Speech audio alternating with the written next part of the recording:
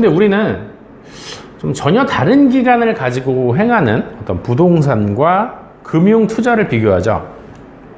투입되는 액수도 일단 다르고 기간도 다른데 보통 이런 비교들을 많이 합니다. 부동산은 괜찮아, 내가 가지고 있는 집이니까. 굉장히 유한 생각들을 하시고요. 금융상품 같은 경우는 내가 정해놓은 기간이 있음에도 불구하고 조금의 손실이라도 보게 되면 그 기간 안에 굉장히 불안해들 하실 겁니다. 두 가지의 생각하는 심리적인 성향이 분명히 다른데 우리는 이것들을 비교를 합니다. 자, 제가 실제로 가지고 있는 10년이 넘은 펀드랑 주식들이 좀 몇 가지 있습니다. 지금 수익이 어느 정도냐면 대략 100%에서 150%, 네, 조금 더 많이 난 것들은 거의 200%에 근접하는 것들도 있습니다. 이것이 장기 투자죠. 네. 실제로 이 기간만큼을 금융상품에서 느긋하게 장기적인 수익률을 보시고 가져가시는 분들은 과연 얼마나 되실까요?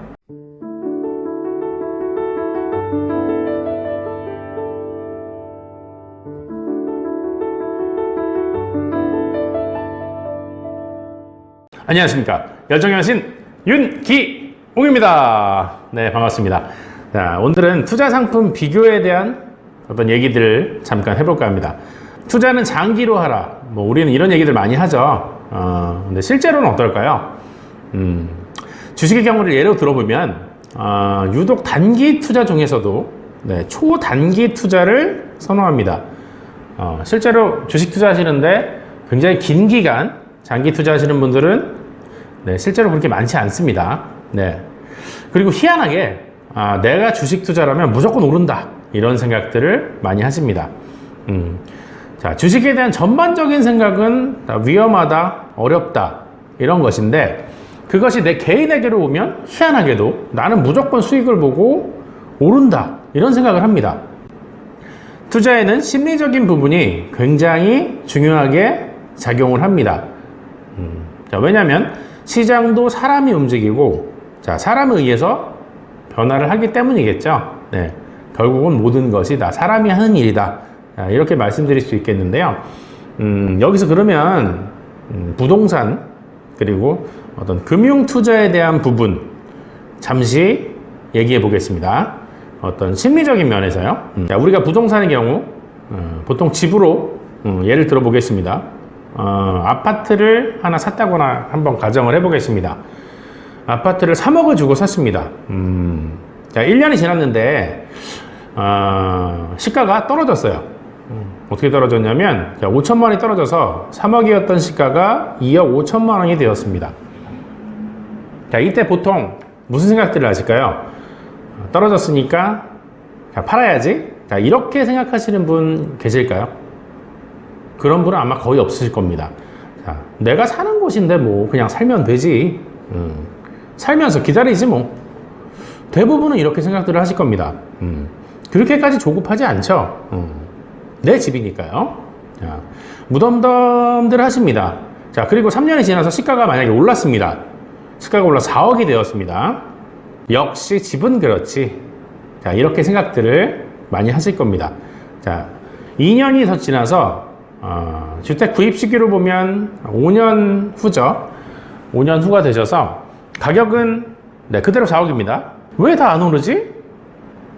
이렇게 생각하시는 분들 그렇게 또 많지 않으실 겁니다. 자, 이미 1억이 올라서 내가 3억이란 자금을 가지고 집을 사서 이미 1억이 올라서 4억이니 돈 벌었네. 자, 4억이 됐으니까 나는 이미 돈 번 거야, 라고 생각하시는 그런 생각들이 더 강하실 겁니다. 자, 바로 이런 부분인 것 같아요. 부동산에 대해서 보통 생각하는 보통의 통념이 가격이 떨어지더라도 내가 사는 곳인데 놔두면 되지. 긴 시간을 거쳐서 이 자체의 시가가 오르게 되면, 가격이 오르게 되면 역시, 자, 이런 생각들을 보통 하십니다. 기본적으로 부동산에 대해서는 우리들이 유한 심리 상태를 가지고 있습니다. 왜 그럴까요? 실제로 보이기 때문일까요? 그런 이유도 있을 겁니다. 실물이 보이기 때문에. 편한 생각으로 부동산은 보통 가지고 계시기 때문에 자동적으로 장기 투자의 요건이 성립을 합니다. 사람들의 마음가짐 자체가 이미 장기 투자인 거죠. 네. 때문에 말 그대로 우리가 장기 투자 외치는 부분에서 좋은 성과도 나오는 것 같습니다. 뭐 제가 보기엔 그렇습니다. 자, 5년 동안 3억에서 4억이 됐어요. 수익률로 한번 계산을 해볼게요. 1억이 불어난 거죠. 5년 동안. 수익률로 따지면 대략 34% 정도 수익. 1년 단위로 계산을 해보면 1년에 6.8% 수익입니다. 그거밖에 안 되나? 뭐 이런 생각이 드실 겁니다.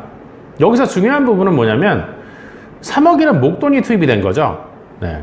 처음에 들어간 액수 자체가 크기 때문에 수익률이 큰 것 같지 않아도 불어난 액수는 굉장히 상대적으로 커질 수밖에 없는 거죠. 네. 실제로 금융상품에는 저런 목돈 넣으시는 분은 많지 않으실 겁니다. 몇백만 원에서 많게는 뭐 몇천만 원, 대개는 그 정도를 운영하고 계실 거예요. 액수 자체가 사실 많이 다르다는 거죠. 만약에 금융상품에 3억을 놓고서 아까 말씀드린 부동산처럼 1년 있다가 5천만 원 손실이 나서 2억 5천만 원이 되었다. 그러면 여러분들은 어떠실까요? 아마 다들 굉장히 불안해 하실 겁니다. 저부터라도 아마 그럴 겁니다. 그 때문에 정리하시는 분들도 손실을 보더라도 많으실 거고요. 아마 부동산과는 제가 보기엔 사뭇 다른 반응이 될 거라고 그렇게 생각이 됩니다. 자, 금융상품에 똑같이 8억이 투입이 되었다고 한번 생각해 볼게요. 연수익으로 보면 8%를 주는 고수익 상품입니다. 5년이면 누적 수익이 40%죠. 8%에 5년이면 8, 5, 40 맞죠? 네, 40%입니다. 원금 3억에 수익이 총 1억 2천만 원, 총 4억 2천만 원.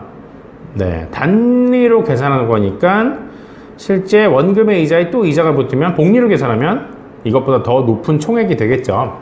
연 8%가 쌓이면 5년 후에 40%, 10년 후에는 80% 수익입니다. 실제로 생각해보면 물론 연 8%가 높은 이자율이긴 합니다만 연 8%라고 하면 그렇게 높아 보이지 않는데 매년 쌓이고 누적이 되니 굉장히 높은 수익이 사실 실현이 되죠. 장기 투자죠. 장기로 갔을 때 얼마 되지 않아 보이던 1년에 8% 수익이 쌓이게 되면 나중에 5년 후엔 40%, 10년 후에는 80%가 되겠죠. 이런 부분입니다. 같은 비교선상에 놓고 보면 사실 그렇습니다. 근데 우리는 좀 전혀 다른 기간을 가지고 행하는 어떤 부동산과 금융 투자를 비교하죠.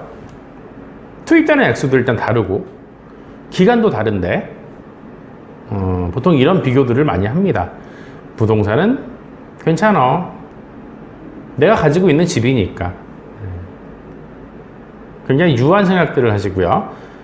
금융상품 같은 경우는 내가 정해놓은 기간이 있음에도 불구하고 조금의 손실이라도 보게 되면 그 기간 안에 굉장히 불안해들 하실 겁니다. 사실 같은 비교가 되려면 같은 액수에 같은 기간이어야 정당한 비교가 될 텐데 두 가지의 생각하는 심리적인 성향이 분명히 다른데 우리는 이것들을 비교를 합니다. 자, 제가 실제로 가지고 있는 10년이 넘은 펀드랑 주식들이 좀 몇 가지 있습니다. 지금 수익이 어느 정도냐면 대략 100%에서 150%, 조금 더 많이 난 것들은 거의 200%에 근접하는 것들도 있습니다. 이것이 장기 투자죠. 실제로 이 기간만큼을 금융상품에서 느긋하게 장기적인 수익률을 보시고 가져가시는 분들은 과연 얼마나 되실까요? 오늘은 짧게 부동산과 금융상품에 대한 어떤 심리적인 부분에서의 비교를 잠시 해봤는데요. 자, 여러분들은 어떤 시선과 마음으로 부동산과 금융상품을 대하고 계십니까? 구독과 좋아요는 저에게 큰 힘이 됩니다. 감사합니다. 열정이 하신 윤기! 웅이었습니다. 감사합니다.